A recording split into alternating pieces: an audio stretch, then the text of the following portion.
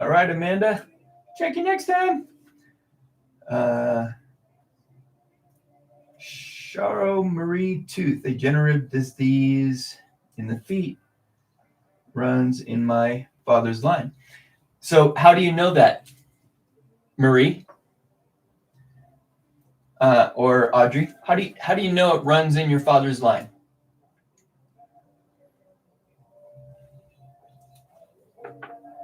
Just for my information.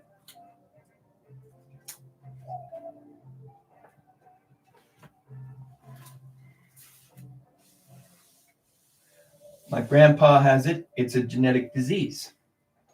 Is she testable? But what if it's not, Audrey? I want you to rub on your hand here because we're pulling triggers. We're pulling triggers. The only reason I ask why it's not is because every time I read your comment, I get a tension, and that tells me that something's not 100% true with the comment or with the wording that's being used or anything like that. So that's why I ask. So are you saying that your dad has it and you have it also? That is why it's genetic?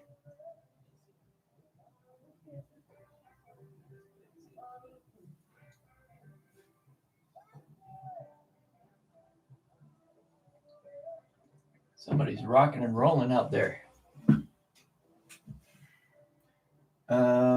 Fibroids and endometriosis. All the women on my mom's side have it, including me. See, on that question, Audrey, I get a huge. That's just what I was. Oh, I'm sorry, user.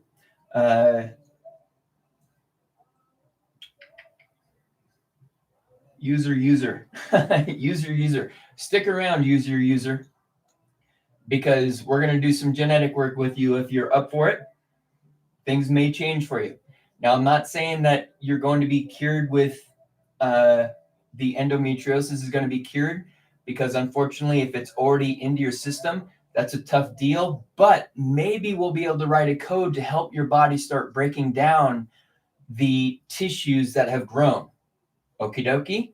So everybody here should be tapping or using the 4-point technique. If you don't have that, I would highly recommend going to my profile and jumping on my email list, and that way you'll get the information that I teach everybody to use as a self-help while I can do my magic.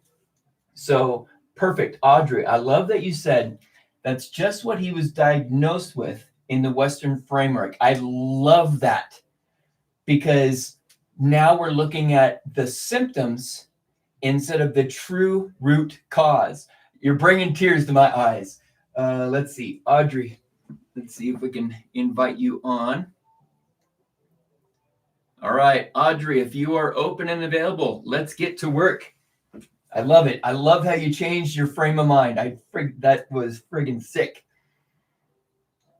Here she comes. Let me make sure my audio is all the way up. Hello, Audrey. Hey. I gotta change microphone over here so that I get proper micage on my YouTube. Cool. Okay.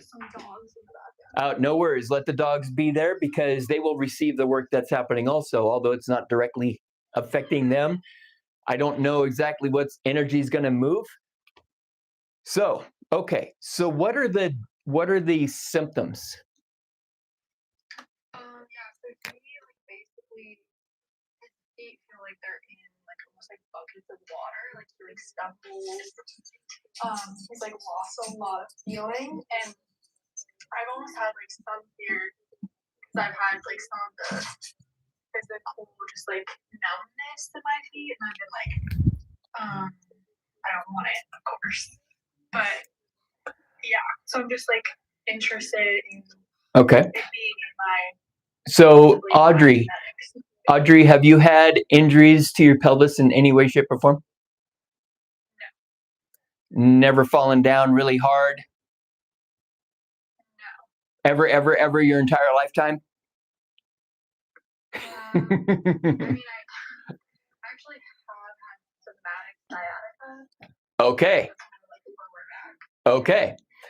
Have you ever been in an accident of any form? Have you had children? Minor bike accidents, like as a kid. Okay. And have you had children?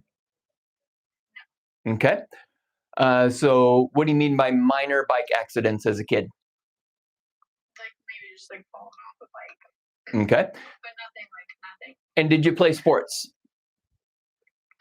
Yes, I played soccer and I ran cross country. Okay. So you have had injuries, yes? Shake your head yes. Because I was an athlete, right? And especially when we're younger, we don't and we're in, say, for instance, we're in high school, we don't exactly take care of ourselves like an true athlete does. So we run around imbalances. And when we are growing, that creates times of discoordination, correct? Yeah. Yes. And so you're still playing. You're still running, you're still playing soccer, you're still getting little injuries. Rolls of the ankle is a small injury, but your body has to compensate around it, which in turn can affect the 5 vertebrae in the lower back, as well as the sacrum, which in turn affect all the nerves that leave there that form the sciatic nerve.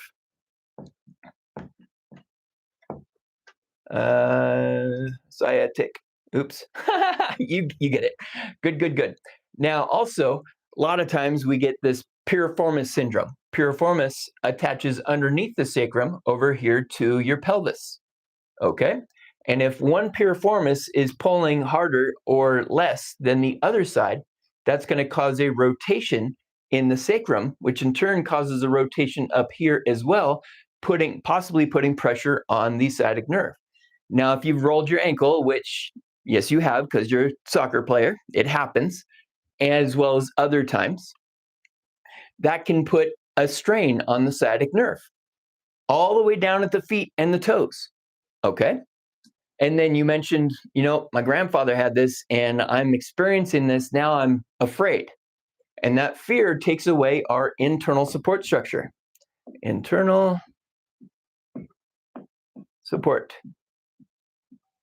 which is my definition of core, but core in my world is not the abdomen. There is core support in the abdomen, but it is not the abdomen. So if you can give yourself permission right now to release that fear, as well as any other fears, okay, and feel how hot your head's getting all of a sudden. Can you feel that?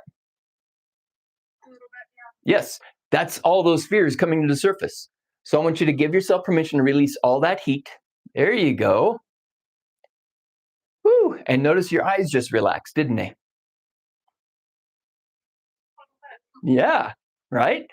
So that's how much healing is happening already. Okay, now can you feel your feet right now? Yes. Good. Is there any tension, any question about numbness or lack of feeling or pain or anything at all?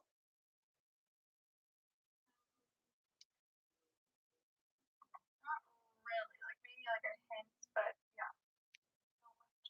yeah. So not much, or so none, or yes? And if there is yes, then where is it?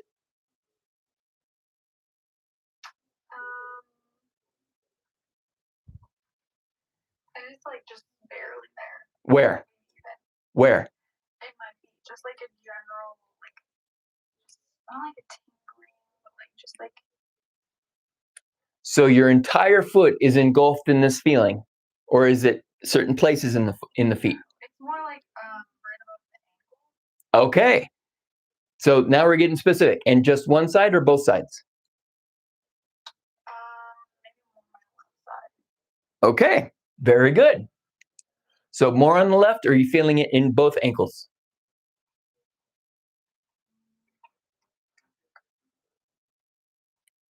It's just the left. Okay. All right. Good job. So we're looking at the left side. And we're going to be working in the right hip, because we've got three major abductors. Two major abductors, glute medius and minimus, attached to the pelvis over here. Then we've got our piriformis. Ah.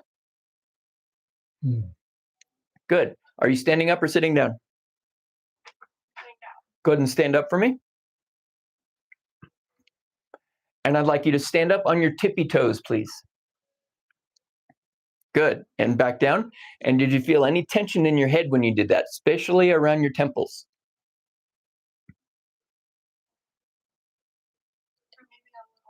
Okay. Yeah, it wasn't very much, but what you were feeling is the confusion of how to do that effortlessly, meaning your brain thinks about doing a movement and it fires the proper muscles, the calf muscles, to elevate the heels. But because of old injuries and old compensations and fears and worries and stuff, you've created more spots that it has to fire up in order to get that simple movement to happen. So I'm in here right now, cutting out all the excess wiring in your brain and your nervous system, so that this time when you come up on your toes in a moment, it's going to feel easier. So go ahead and go up on your toes again. And did that feel stronger? Yeah. Kind of weird, huh? Yeah. But accept the weirdness, okay? Because this is actually happening right now. And so today, when we're done, you're going to go to my website, you're going to you're going to go to my profile, you're going to get on my email list, and you're going to start learning how to tap. Because as soon as you get on the list, I'm going to send you an email giving you 5 steps to decrease inflammation, which a lot of it's related to emotions, but also if you eat sugar, too much sugar, cut that out. Sugar meaning white sugar, not fruit. Very important. Do you use artificial sweeteners?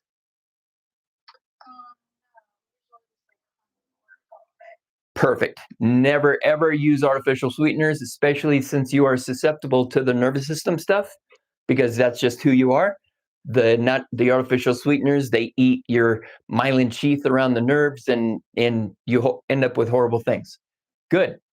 Audrey, can you say out loud, I feel better now? I feel better now. How do you feel better?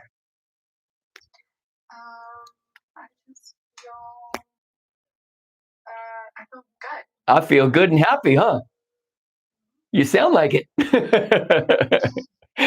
Perfect. So thank you for dealing with all of my chaotic, crazy questions, because it helps us get to the pinpoint, right?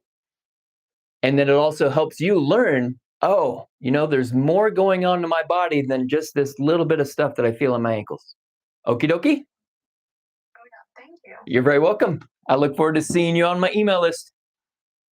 Sounds good. Okay, bye-bye.